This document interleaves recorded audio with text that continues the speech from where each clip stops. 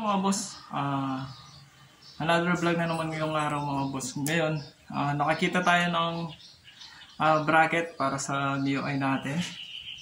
At may box din yan mga boss. Yan, siya na lang yung box mga boss. Ang problema niya, wala lang yung plate niya. Pero gagawa lang natin ng paraan mga boss. Gumawa na ako ng ganito. Para ito yung ilagay natin. Para maipit dito sa bakal. Kaya ngayon mga boss, ilalagay na natin ito. Salamat nga pala mga boss sa pinagbilihan ko nito. Siya na lang to mga boss, pero dalawa yung susi niya. Goods naman yung lock niya. Na-lock naman. Kaya okay itong box na to na ilagay doon sa motor.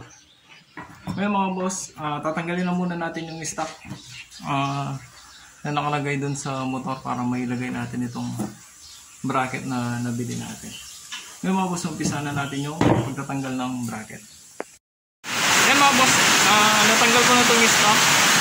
Nailagay ko na itong bracket natin. Hindi ko na binidyoan mga boss kasi madali lang naman ang pagtanggal nito. Tanggalin lang itong apat na token dito. Gamit lang tayo ng 10mm para matanggal.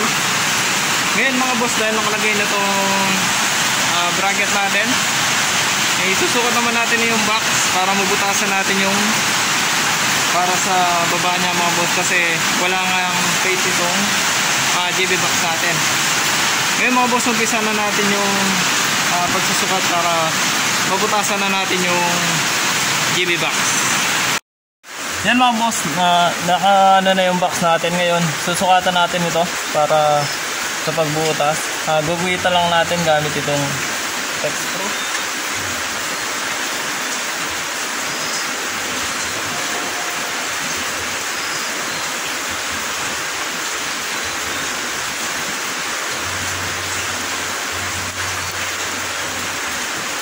Yan mga boss, naguhitan na natin. Ngayon, bubutasan naman natin mga boss para malagay na natin yung mga bracket.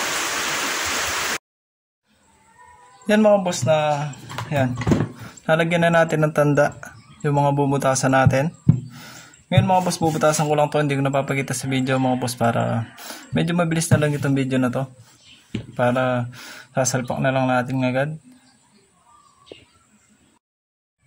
Yan mga boss, nabutasan na rin natin itong box. Yan. Pinambutas ko lang mga boss ay screw. Ito lang yung pinambutas ko. Ininit ko lang to mga boss para mas madaling butasan. Ngayon mga boss, lalagay na natin. Tingnan natin mga boss kung over itong ginawa natin. Yan mga boss, nalagay na natin yung mga tornilyo niya. Ngayon, lalagay naman natin itong pangipit dito sa box.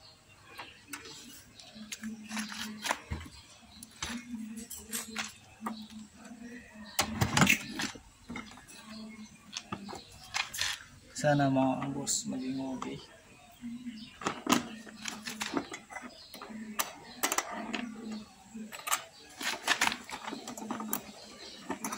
Medyo maiksi lang itong mga tornilyo natin mga boss. Pasaktuan lang sila.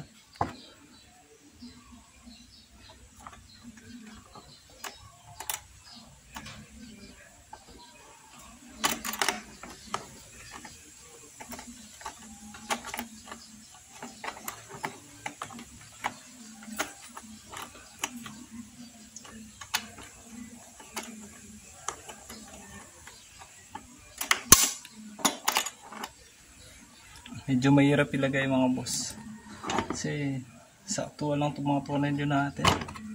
Dapat pala mga boss, nabahan ko ng konti.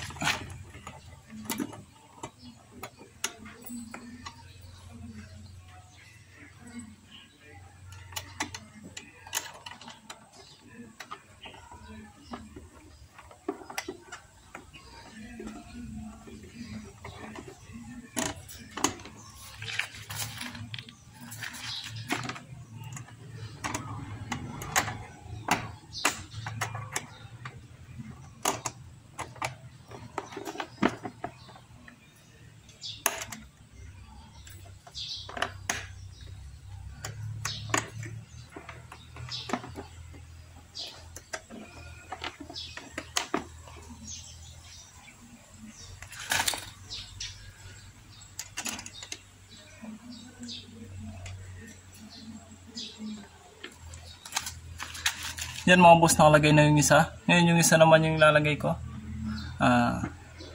Hindi ko napapakita sa video mga boss para medyo mabilis na lang itong video na to. Ganun din yung gagawin natin. Yan mga boss, nailagay na natin yung dalawa. Ngayon, higpitan na lang natin gamit ang 10mm.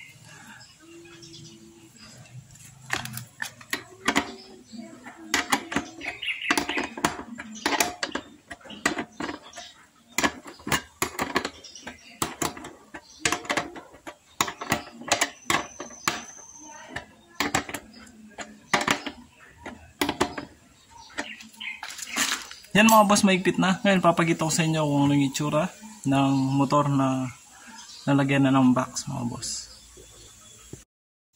Yan na yung itsura niya ngayon mga boss. Yan, nalagyan na natin yung box niya. Yan, tatag naman yung pagkalagay niya mga boss. Yan. Yan mga boss, hanggang dito yung video natin. Kaya pala ginawa natin ganun yun mga boss kasi yung plate niya dito ay wala. Kaya ngayon mga boss, nakapix na siya. Wala siyang kahulog mga boss. Yan, hanggang dito muna yung video natin mga boss. Sana nagustuhan nyo itong video na to. God bless sa inyo mga boss.